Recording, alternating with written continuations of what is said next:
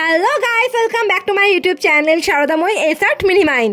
আর আমার এই কালারফুল প্যালেটগুলো কিন্তু 4-5 বছর ধরে ঠিক এইভাবেই পড়ে রয়েছে। চলো এই কালারফুল প্যালেটগুলোকে আজকে একসাথে ক্লিন করে নেওয়ার ট্রাই করি। ট্রাস্ট মি, আমি নিজেও বুঝতে পারছি না যে রেজাল্ট কেমন আসবে, আমার কোনো আইডিয়া নেই। মানে এই প্যালেটগুলো আদৌ পরিষ্কার ঠিকঠাক ভাবে হবে কিনা, কেন এত বছর যেহেতু কালারগুলো এর মধ্যে চেপে বসে আছে। তো যাই হোক, আমি এর মধ্যে একটু জল দিচ্ছি, ঠান্ডা জল, মানে নর্মাল ওয়াটার যেটা। দেওয়ার পর আমি এগুলোকে ট্রাই করছি হাত দিয়ে ক্লিন করার। বাট যেগুলো ওয়াটার কালার ছিল সেগুলো তো উঠে আসছে খুব ইজিলি, কিন্তু এই অ্যাক্রিলিক কালার বা অয়েল কালার যেগুলো রয়েছে সেগুলো কিন্তু খুব সহজে উঠতে চাইছে না।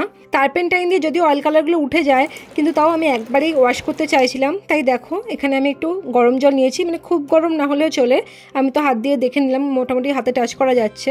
তারপর 1 চিপি ভিনিগার আর সামান্য একটুখানি শ্যাম্পু নিয়ে নিয়েছি। এইবার এগুলোকে একসাথে ভালো করে মিক্সড করে নিয়ে আমি এক এক করে আমার কালার প্যালেটগুলো কিন্তু এই জলের মধ্যে চুবিয়ে রাখছি। বেশিক্ষণ না, জাস্ট আমি 2 মিনিটের জন্য এটাকে ভিজিয়ে রেখে দিচ্ছি। আর 2 মিনিট পরে কিন্তু এগুলোকে আমি হাত দিয়ে ঘষে নিচ্ছি। আর যেগুলো একটু ডিপ কালার রয়েছে যেগুলোতে, সেগুলো আমি ব্রাশ দিয়ে তুলে নেওয়ার চেষ্টা করছি।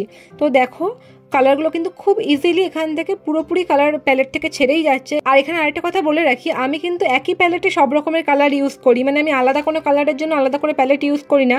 আই মিন অ্যাক্রিলিক কালারের জন্য আলাদা প্যালেট বা অয়েল কালারের জন্য আলাদা প্যালেট, তো আমি এইভাবে ইউজ করি না। তাই জন্য আমি এখানে একই সাথে কিন্তু কালারগুলোকে রিমুভ করার চেষ্টা করছি। কারণ কি, আলাদা আলাদা কালারের জন্য ওয়াশিং প্রসেসটাও কিন্তু আলাদা আলাদাই হয়। তো বেসিক্যালি আমি আর অত আইডেন্টিফাই করে আলাদা আলাদা করে না ক্লিন করে একসাথেই পুরোটা পরিষ্কার করার চেষ্টা করেছিলাম। আর দেখো তো খুব ইজিলি আমার কালারগুলো কিন্তু রিমুভ হয়ে গেছে। অয়েল কালার থেকে শুরু করে অ্যাক্রিলিক আর ওয়াটার কালার তো ছেড়েই দাও, সব কিন্তু একদম পরিষ্কার হয়ে গেছে। আর অ্যাক্রিলিক কালারগুলো কি সুন্দর এভাবে উঠে আসছে হাত দিয়ে।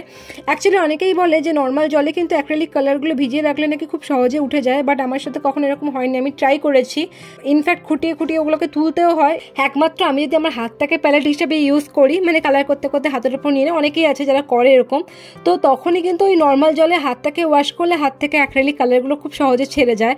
আদারওয়াইজ আলাদা কোনো পাত্রের মধ্যে যদি আমি অ্যাক্রিলিক কালার নিই, সেগুলো খুব একটা সহজে ওঠে না, প্লাস্টিক কিছু ছাড়া। মানে প্লাস্টিকে উঠে যায়, কিন্তু আদারওয়াইজ এরকম সেরামিক বা অন্য কিছু নিলে কিন্তু খুব সহজে অ্যাক্রিলিক কালারগুলো শুধুমাত্র জল দিয়ে ধুলে ওঠে না।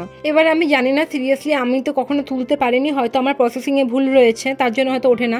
বাট আমি জানি না, আমি সিরিয়াসলি বলছি আমি তুলতে পারিনি। তো যাই হোক, আর এই প্রসেসটা অ্যাপ্লাই করে কিন্তু আমার খুব সহজেই অয়েল কালার বলো, অ্যাক্রিলিক বলো আর ওয়াটার কালারই বলো, সবকটা কালার কিন্তু একদম ভালোভাবে রিমুভ হয়ে গেছে। আর তোমাদের সামনে আমি পুরোটা ক্লিন করে দেখালাম। দেখো একদম কিন্তু প্যালেটগুলো খুব ভালোভাবে রিমুভ হয়েছে। মনেই হচ্ছে না যে 4-5 বছর ধরে কালারগুলো এর মধ্যে স্ট্রাক করেছিল। ফাইনালি এতদিন পর আবার কালার প্যালেটগুলোকে আমি ইউজ করতে পারবো। তো তোমরা জানিও যে ভিডিওটা কেমন লাগলো। ভালো লাগলে প্লিজ সাবস্ক্রাইব করে দিও। Thanks for watching.